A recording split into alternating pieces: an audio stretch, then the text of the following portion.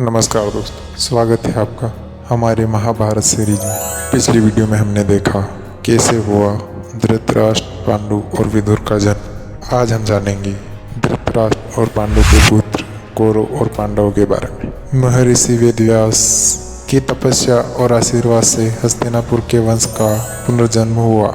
रानी अंबिका के गर्भ से जन्म हुआ धृतराष्ट्र का, अंबालिका के गर्भ से जन्म हुआ पांडु का और एक दासी पुत्र विदुर हुआ।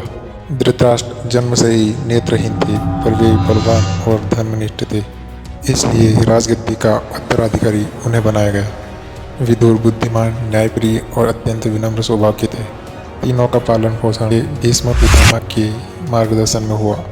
उन्होंने तीनों को धर्म, नीति और शस्त्र विद्या की शिक्षा दी।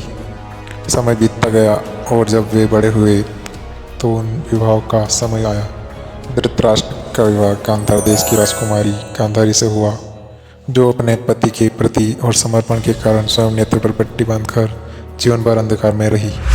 पांडु का विवाह मद्र देश की राजकुमारी कुंती और माद्री से हुआ।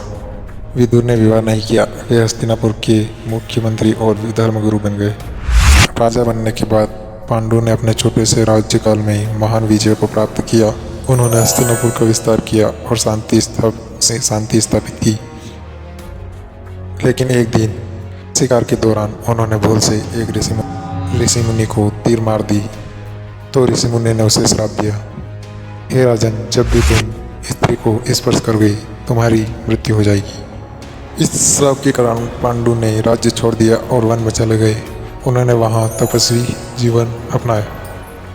इधर धृतराष्ट्र हस्तिनापुर का राजा बना और उनके मार्गदर्शन में विदुर और भीष्म ने राज्य चलाया।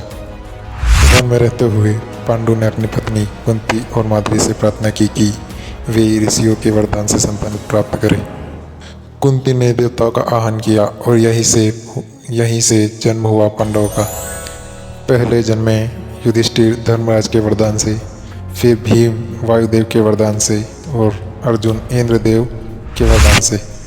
माद्री ने भी वरदान से नकुल और सहदेव को जन्म दिया।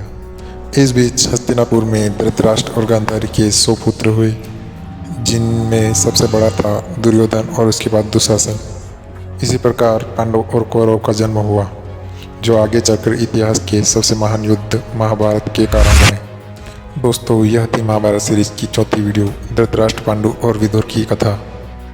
अगली वीडियो में जानेंगे पांडवों का बचपन, दुर्योधन की ईर्ष्या और गुरु द्रोण का प्रवेश। जुड़े रहिए हमारी महाभारत सीरीज के साथ।